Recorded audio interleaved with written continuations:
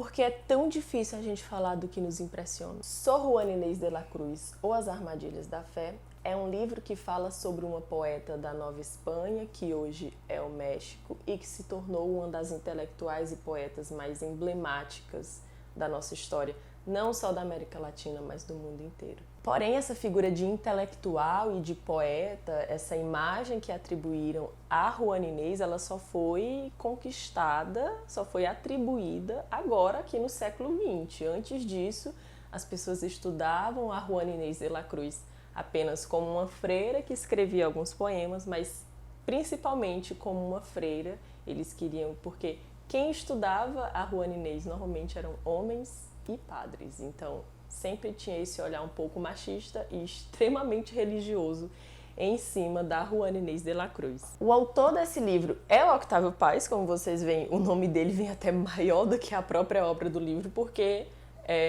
não poderia ser diferente. Ele é mexicano, é poeta, ganhou também o Nobel de Literatura e levou mais de 20 anos para escrever essa biografia. Ele deu aulas, deu conferências, escreveu artigos soltos e aí depois ele foi reunindo.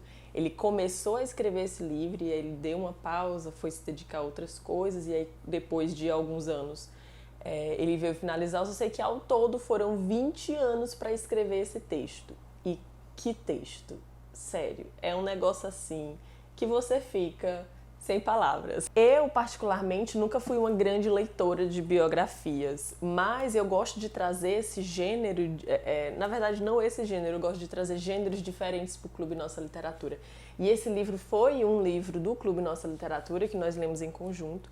Eu estava com um pouco de receio, né, de colocar uma biografia num clube de leitura, até porque eu não sou uma grande leitora de biografias e eu estava com receio das pessoas não gostarem tanto, porém, gente, foi assim uma das experiências mais gratificantes e mais imersivas que a gente já teve no clube, porque todo mundo que estava lendo se envolveu bastante. Eu estava dos pés à cabeça envolvida com esse texto, porque não só porque o Octávio Paz é um grande escritor, mas porque a história da Juana Inês de la Cruz é muito atrativa. Você começa a ler.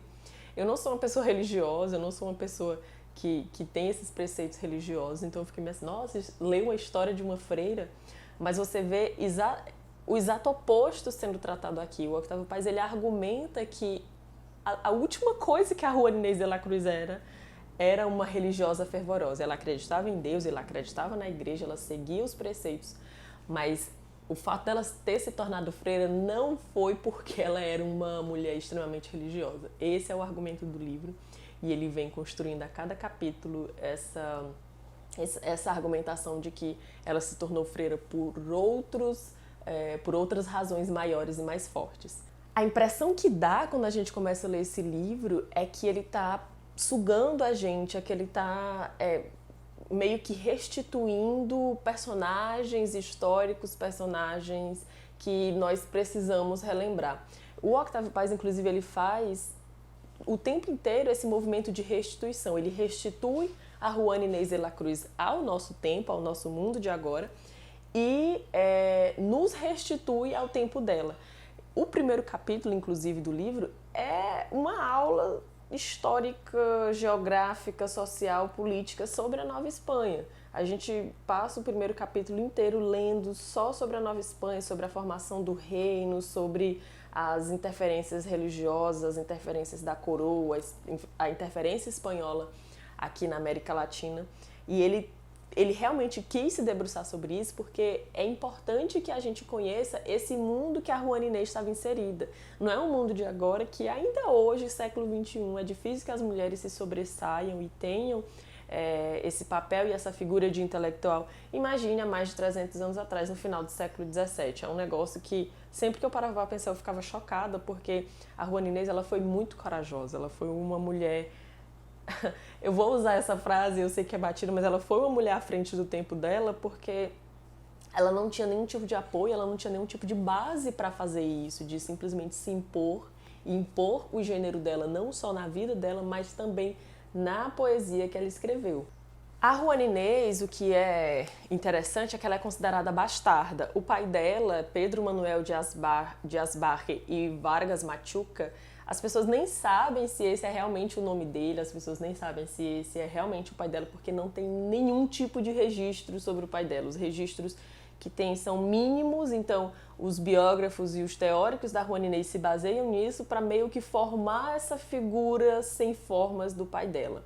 A mãe dela é criolla, a Isabel Ramírez de Santillana, que é mãe dela, e era uma mulher também muito forte, ela cuidava de fazendas, assim como as tias da Juana Inês, então a Juana Inês sempre teve essa imagem feminina muito forte desde a infância dela. E essa imagem masculina, no caso do pai, ela nunca teve. O pai foi embora muito cedo, ela não conheceu o pai dela, ele simplesmente foi embora. E essa falta de uma figura masculina e de uma figura materna é refletida durante muito tempo na obra dela, não só no início, quando ela começa a escrever, mas de inúmeras formas e de inúmeras maneiras de reflexão. Ela vem trazendo essa figura ausente do pai, essa figura masculina ausente, que também vai refletir na maneira como ela enxerga o mundo. Eu estava falando no início que essa figura de intelectual e de poeta só foi dada agora no século XX, então foram mais de 300 anos de silêncio, de acobertamento misógino, de acobertamento machista e religioso, porque a grande maioria dos estudiosos da Juana Inês de la Cruz eram homens e eram padres. E eles sempre traziam essa visão de que ela era uma mulher extremamente religiosa, adorava a Deus e por isso que ela entrou no convento, e lá no convento ela conseguiu escrever alguns poemas. E quando são padres, eles falam, nossa, olha como essa freira, essa mulher religiosa conseguiu também criar em outros pensamentos e tudo mais. Então sempre teve essa figura interpolada antes da Juana Inês de que ela era uma mulher religiosa e de que ela era uma mulher neurótica, era uma mulher de pensamentos fortes, era uma mulher ansiosa, era uma mulher... Então eles sempre colocavam esses defeitos psicológicos, digamos assim. Quando não religiosos, eles iam por esse caminho psicológico, psicanalista, de que ela se masculinizava, de que ela ia pelo caminho do masculino, porque ela meio que era, entre aspas, desviada. Só que você vai ver, e o Octávio Paz argumenta isso nesse livro, que a Juana Inês, ela se masculinizou, ela quis se masculinizar, ela quis seguir esse caminho porque ela viu que ela precisava neutralizar o gênero dela feminino, ela precisava ser o mínimo feminina possível para que ela conseguisse espaço, para que ela conseguisse ler, para que ela conseguisse ter acesso a livros e ao saber, ao conhecimento e às letras. Porque se não fosse assim, ela simplesmente nunca teria aberto um livro, nunca teria estudado, nunca teria escrito nada, porque as pessoas simplesmente não deixariam, porque vamos lembrar e não vamos esquecer, ela estava inserida numa sociedade extremamente fechada do século XVII. Todas as sociedades daquela época, se a gente olhar hoje em dia com o nosso olhar de hoje em dia, são extremamente fechadas. Mas a Nova Espanha, especificamente, ela era uma sociedade que não queria desenvolver. Eles queriam crescer, mas queriam crescer dentro daquela bolinha deles, aquela bolinha de política, ideológica, de crenças.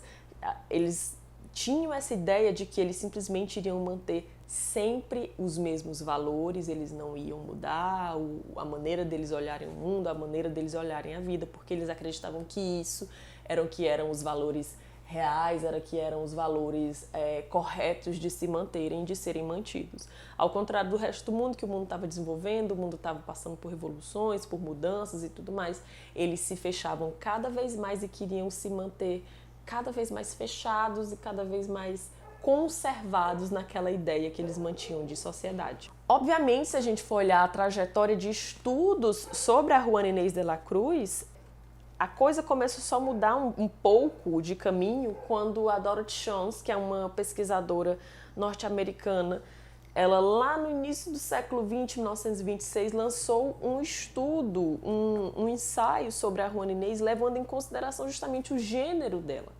Então, todos os outros estudos religiosos e feitos por homens foram levados em consideração, claro, pela Dorothy, mas ela traz aqui uma nova visão e a partir dela é que as pessoas começam a olha só, essa mulher ela era muito mais do que apenas uma freira, muito mais do que apenas uma mulher que tentava se masculinizar. Então a Dorothy vem questionar especificamente um dos três, digamos, mistérios maiores que circulam a vida da Juana Inês e que circulam os biógrafos e os teóricos que estudam a vida da Juana Inês de la Cruz. E aí a Dorothy, ela questiona por que a Juana Inês quis se tornar freira, por que ela vestiu o hábito. Ela se chamava Juana Ramírez ou Juana de Asbarque, e por que em pleno amadurecimento intelectual e estando coberta de fama, a Juana Inês renunciou às letras, renunciou ao saber. Foi a partir desses estudos que eles começaram a ter uma nova linha de pensamento, uma nova linha de questionamento e uma nova maneira de avaliar a vida da Juana Inês de la Cruz. Foi graças a esses olhares que hoje a gente tem a chance de conhecer essa personalidade forte da Juana Inês, e eu não digo isso de maneira vazia, eu digo forte porque ela realmente se impôs, ela realmente lutou pelo que ela queria num momento histórico em que nada era favorável para que ela fizesse isso. O que eu acho interessante é que, bem no prólogozinho, desde o prólogo do livro, o Octávio Paz já começa a seduzir a gente. Ele já vem vendendo o peixe dele. E aí daqui a gente já entende mais ou menos o tom que ele vai dar nessa narrativa toda. A Juana Inês de la Cruz, desde sempre, ela chamou a atenção quando ela entrou na corte. Ela foi dama de companhia do rei e tudo mais, do vice-rei, da vice-rainha. Então foi daí que ela conseguiu ter essa elevação social e ter essa proteção, porque foi aí que ela conseguiu entrar no convento e tudo mais. E aí ela tinha essa proteção da coroa e tinha um pouco a proteção também da igreja, de alguns padres que gostavam dela, outros não. E, inclusive, o confessor dela, que é o jesuíta Antônio Núñez de Miranda, que era o confessor e o carrasco, que foi muito por conta dele que ela renunciou às letras no final da vida dela, ele diz assim: havendo conhecido sua erudição singular, associada à sua não pouca formosura, atrativos para a curiosidade de muitos, que desejariam conhecê-la e ficariam felizes de cortejá-la, costumava dizer que não podia Deus enviar calamidade maior a este reino que permitir que Juana Inês se tornasse a personalidade do século. Então daqui, isso ainda era no início ali da fama dela, que o Núñez de Miranda fala isso, e ele simplesmente mostra aqui que ela era muito bonita, que ela era muito inteligente, que se ela fosse uma mulher que fosse viver socialmente, ela provavelmente seria a personalidade do século e Deus não poderia ter permitido calamidade maior. Mas mesmo assim ela ainda conseguiu ser a personalidade e hoje a gente está aqui.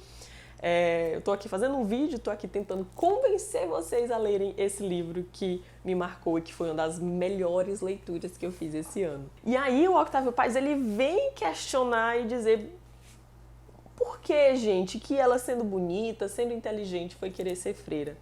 E como eu estava falando antes, como a Dorothy também questionou, e eu trouxe os questionamentos dessa pesquisadora também, ela simplesmente não se importava com isso, porque o que importava de verdade na vida da Juana Inês era as letras, era o conhecimento, era o saber, era a poesia, era escrever. Ela não se importava com mais nada, ela simplesmente, tudo que ela fez na vida dela, todas as decisões, todos os movimentos que ela articulou, todas as escolhas que ela fez, foi porque ela queria, no final das contas, ter tempo, ter espaço, ter liberdade e ter a possibilidade de estudar e de escrever e de deixar essa obra tão magnífica que hoje a gente tem, felizmente, em mãos. O Octávio Paz, ele responde esses questionamentos durante todo o livro, ele coloca os questionamentos e ele vai respondendo, explicando também que a vida da Juana Inês não explica a obra dela e nem a obra explica a vida, mas que é importante a gente levar esses dois pontos em consideração para que a gente tenha um panorama um pouco mais firme, uma base um pouco mais fixa, porque muito do que o Octávio Paz escreve aqui é subjetivo, porque tem muita informação que não existe mais. Gente, é uma coisa de mais de 300 anos atrás. Tem documento que não existe mais, tem informação que não existe mais. E isso são os biógrafos estudando um, estudando o outro, um estudando o outro, que vão formulando essa teoria. Mas a gente precisa lembrar que não é só a obra da Juana Inês, ela não é um resultado da história, não somente, mas a história também é resultado da obra da Juana Inês de la Cruz. A gente tem que sempre manter essa conexão em conjunto, a gente sempre tem que manter essa conexão ativa, porque é só assim que a gente vai perceber o quanto ela foi importante, não só há séculos atrás, mas o quanto ela é importante ainda hoje, o quanto ela influencia. E, inclusive, os capítulos em que o Octávio Paz começa a analisar as poesias. Tem um capítulo que ele analisa o Primeiro Sueño, que é um dos poemas mais famosos da Juana Inês, é um poema enorme, bem complexo, e ele vem analisando basicamente estrofe por estrofe, verso por verso. É um dos capítulos mais bonitos, é um dos capítulos mais deslumbrantes. É um negócio assim que você fica, gente, não é possível. Como que pode? Mas pôde, ela fez isso. Por isso que eu fico tão... eu comecei o vídeo perguntando por que é tão difícil a gente falar do que nos impressiona, porque esse livro realmente me impressionou. É essa palavra que eu vou deixar e que sempre me vem à cabeça. Eu saí impressionada, não tem outra palavra, não tem outra maneira de descrever a experiência de ter lido esse livro. As pessoas colocam muito essa questão da masculinização da Juana Inês de la Cruz, porque lá na infância ela pediu para a mãe dela para se vestir de homem, porque mãe, deixa eu me vestir de homem, porque só assim eu vou conseguir ter acesso ao estudo, só assim eu vou conseguir estudar, eu vou conseguir sair de casa para estudar. Obviamente a mãe não deixou, mas isso tem registrado porque tem coisas que a Juana Inês escreveu e tem coisas que outras pessoas escreveram que chega até nisso e que os biógrafos formam essa imagem.